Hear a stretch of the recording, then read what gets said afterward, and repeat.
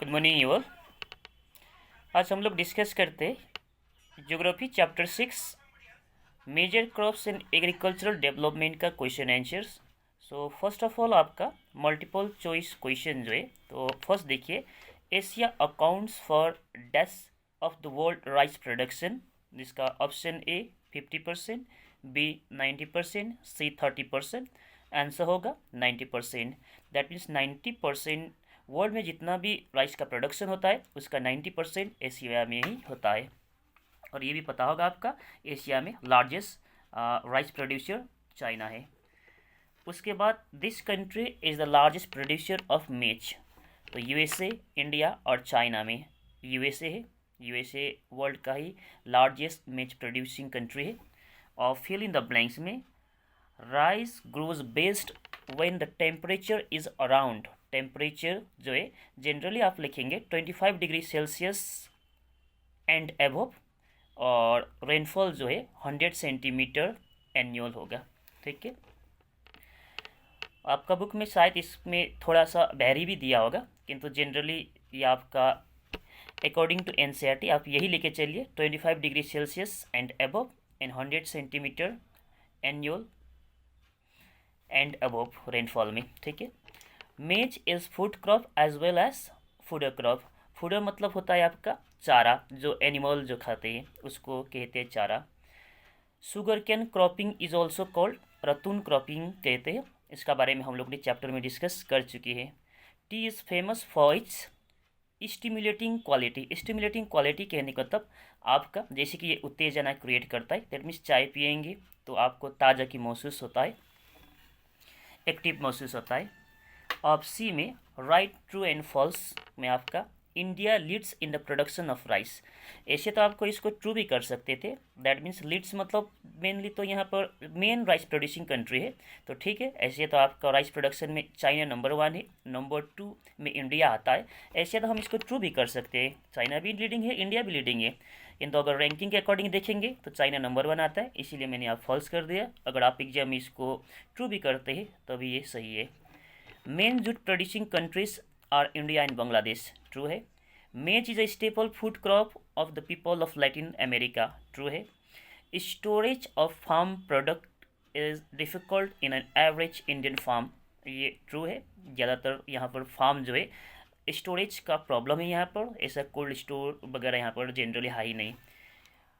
Match the following rice, coffee, T और आपका एक है साइलोस। राइस जनरली आपका इसका मैचिंग कर दिया है, 1 का बी, 2 का ए, 3 का डी, 4 का सी में। ठीक है,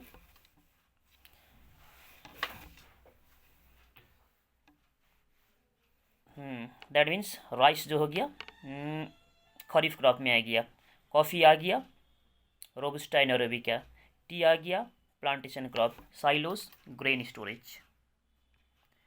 multiple choice question, this country is the leading producer of coffee. Coffee production के लिए ब्राज़ील नंबर 1 है, सो ऑप्शन बी रहेगा।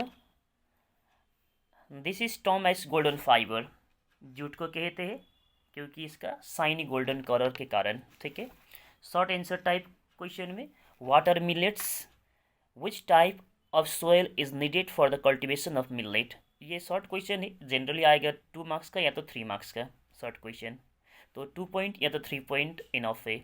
तो इसी तरह से हम लोग आंसर लिखेंगे। तो फर्स्ट ये मिलेट्स जो है कोर्स ग्रेन है, और jowar, bajra and ragi are called the millets. ये इंडिया में जनरली ये 3 टाइप का मिलेट ग्रो करते हैं।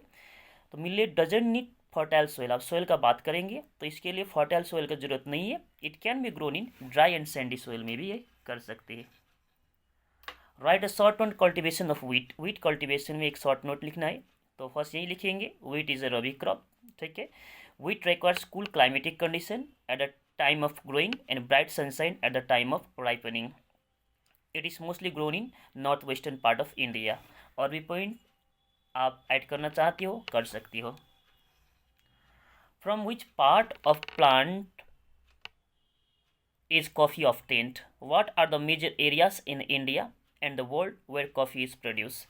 ठीक है, coffee is often from beans of coffee plant. Coffee plant का बीन मतलब ये सीड होता है, ठीक है।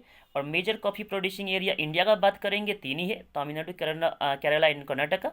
और वर्ल्ड का बात करेंगे कॉफ़ी प्रोडक्शन में लीडिंग है ब्राज़ील है नंबर 1। उसके बाद और भी कंट्री है, जैसे कि आप और भी कंट्री में नाम लिखेंगे, इंडिया आ गया, इंडोनेशिया, कोलंबिया, इतना काफ़ी है। Discuss the cultivation required for the cultivation of T. T cultivation के लिए ओके तो first it grows well in well drained land. ऐसा ज़मीन चाहिए जो वेल ड्रेन्ड हो, दैट मीन्स वहाँ पर पानी वहाँ पर जमना नहीं चाहिए। It grows well in soil which contains humus and organic matter. Humus हो, ऑर्गेनिक मैटर हो वहाँ पर ज़्यादातर, ऐसा सोयल में ये ज़्यादा ग्रो करते हैं। It needs warm, moist and Frost free climate. Frost free का मतलब होता है कि टेम्परेचर जो है जनरली 0 से बिलो नहीं जाना चाहिए, दैट मीन्स जमना नहीं चाहिए, फ्रीजिंग होना नहीं चाहिए। It grows well on hill slopes. ये ज़्यादातर हिल स्लोप एरिया में ज़्यादा होती है। इतना काफ़ी है शॉर्ट के लिए। आप लॉन्ग आंसर जो है, give a brief account of geographical factor necessary for rice cultivation. Rice cultivation के लिए जियोग्राफिकल फैक्टर मतलब इसमें क्लाइमेट भी आ ही जाता है, सोयल भी आ जाता है, और साथ साथ आपका रिलीफ फीचर भी आ ही जाता है, किस टाइप का फिजिकल स्ट्रक्चर होना चाहिए ज़मीन का। Also mention the name of rice producing area in India and the world. Okay, rice is a kharif crop and it grows well in fertile alluvial soil. ये खरीफ क्रॉप है, ठीक है, point उसी से एक बन गया।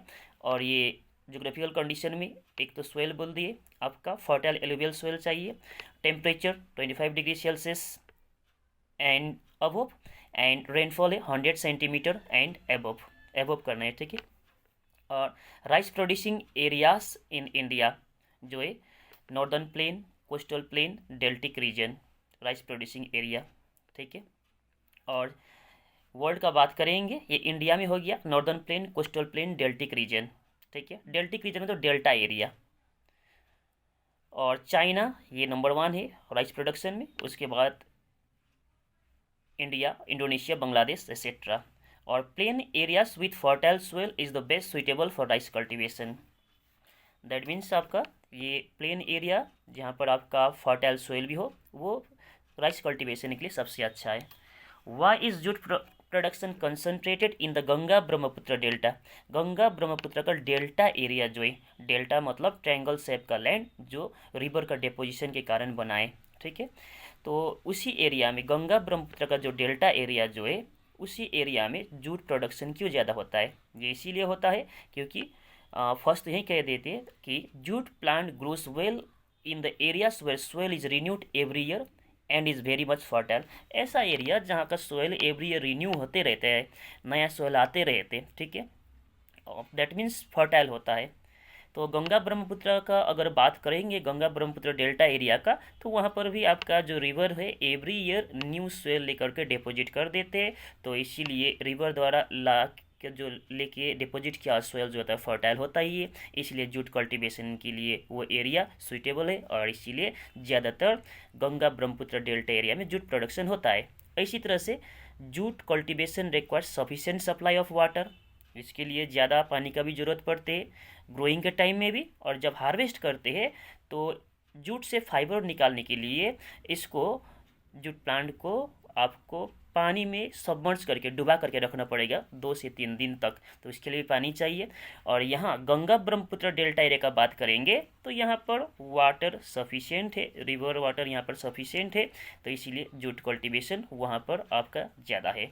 और इसके लिए आपका वार्म एंड वेट क्लाइमेट का भी ज़रूरी है, जो कि already Ganga Brahmaputra delta area में है।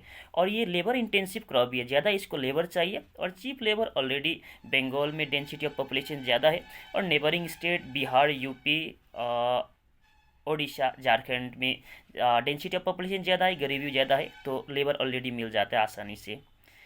Compare an average farm in India and USA. India और यूएसए का फार्म में क्या डिफरेंस है? फार्म फर्स्ट तो इंडिया का बात करते हैं तो फार्म साइज इंडिया में स्मॉल है, ठीक है, और स्टोरेज फैसिलिटी यहाँ पर अच्छा है ही नहीं। कल्टीवेशन मोस्टली ट्रेडिशनल करते हैं यहाँ पर, ज़्यादातर रिसर्च वगैरह एग्रीकल्चर में नहीं है। इंटेंसिव कल्टीवेशन है, दैट मीन्स स्मॉल एरिया में करते हैं, दैट मीन्स छोटा छोटा ज़मीन पर खेती करते हैं। Farms are farmers are not educated, ज़्यादा पढ़े लिखे नहीं है और उन लोगों को अपने खेती के बारे में भी जानकारी नहीं रहता है। ठीक है, यूएसए का बात करेंगे, फार्म साइज बड़े हैं, स्टोरेज फैसिलिटी भी अच्छा है और मॉडर्न फार्मिंग वो लोग करते हैं, एक्सटेंसिव कल्टीवेशन करते हैं, लार्ज एरिया में करते हैं कहने का मतलब। एंड ये लोग ज़्यादातर मिक्स फार्मिंग भी करते हैं, दैट मीन्स सिर्फ खेती ही नहीं, खेती का साथ साथ ये लोग पशुपालन भी, दैट मीन्स यहाँ पर मिक्स फार्मिंग ये लोग प्रैक्टिस करते हैं।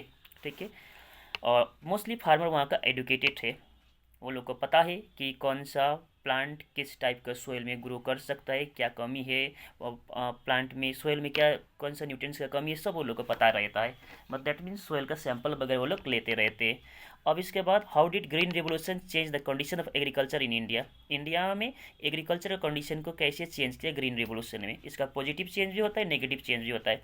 पॉजिटिव चेंज देखेंगे तो यही है, प्रोडक्शन राइस एंड व्हीट का बढ़ा है इंडिया में। ठीक है, और गवर्नमेंट ने लोन भी देने लगे, सब्सिडी वगैरह देने लगे, इरिगेशन पंप खरीदने के लिए, फर्टिलाइजर खरीदने के लिए, सीड खरीदने के लिए। ठीक है, और chemical fertiliser, modern machinery as a seed का बहुत ज़्यादा यूज़ हुआ है। और एरिया जो है, जितना एरिया में जो खेती करते थे वो एरिया भी बढ़ा है, दैट मीन्स ज़्यादा एरिया में खेती करने लगे लोग। अब इसका नेगेटिव साइड भी है, नेगेटिव चेंजेस क्या है, एक्सेसिव यूज़ करने लगे केमिकल फर्टिलाइजर का, इरिगेशन का, इसका चलते सोयल ने अपना नेचुरल फर्टिलिटी लूज़ कर दी है। ठीक है, दैट मीन्स सोयल का फर्टिलिटी कमने लगा है। और ग्रीन रिवोल्यूशन का अगर इफेक्ट भी देखेंगे, ये पूरा इंडिया में नहीं रहा है। ठीक है, राइस एंड व्हीट का प्रोडक्शन बढ़ा भी है तो सिर्फ Punjab, Haryana and western UP में, बाकी इंडिया में इसका कोई प्रभाव नहीं पड़ा है। ठीक है, और इसका तीसरा नेगेटिव इफेक्ट यही है कि केमिकल फर्टिलाइज़र का एक्सेस यूज़ के कारण यहाँ पर आपका जो है कि वाटर लेवल जो है, ground water level, underground water जो है उसका लेवल घटने लगा है। ठीक है, और इसी तरह से वहाँ का जो पानी वगैरह भी पॉल्यूट होने लगा है। और हाई ऑर्डर थिंकिंग स्किल का बात करेंगे, why do you think West Bengal and Bangladesh grow 2 to 3 crops of rice a year, क्यों एक साल में, ठीक है, 2 to 3 crop of rice grow करते हैं वेस्ट बंगाल और बांग्लादेश में। तो क्लाइमेटिक कंडीशन के कारण, that means favourable climatic condition के कारण, जो फेवरेबल क्लाइमेटिक कंडीशन है कि वहाँ का आपका सोयल बहुत फर्टाइल है। ठीक है, और इसी तरह से वाटर का सप्लाई भी सफिशेंट है, सनलाइट सफिशेंट है, यही है कारण। Okay, why are hill slopes best suited for tea cultivation, tea cultivation के लिए हिली एरियाज क्यों आप अच्छा माना जाता है, तो इसलिए माना जाता है, फर्स्ट तो यही है कि हिली एरियाज में जनरली राइस, व्हीट और अदर क्रॉप का वहाँ पर एक्चुअली कल्टीवेशन नहीं हो पाता है, तो इसलिए वो एरिया हम लोग टी कल्टीवेशन के लिए यूज़ कर सकते हैं। दूसरा चीज़ ये है कि हिली एरिया स्लोपिंग एरिया होता है, तो वहाँ पर पानी जमता नहीं है, स्टैग्नेशन नहीं होता है पानी का, तो पानी नहीं जमता है, तो ऐसे भी टी प्लांटेशन के लिए आपका वेल ड्रेन्ड सोयल चाहिए, तो पानी जमता ही नहीं, तो ऑलरेडी वहाँ पर नेचुरली एक आपका वेल ड्रेन्ड लैंड ऑलरेडी वहाँ पर है। इसी तरह से इसके लिए आपका ह्यूमस और ऑर्गेनिक मैटर का ज़रूरत पड़ता है, तो जनरली ये हिली एरिया में होता है। Okay, thank you, this much.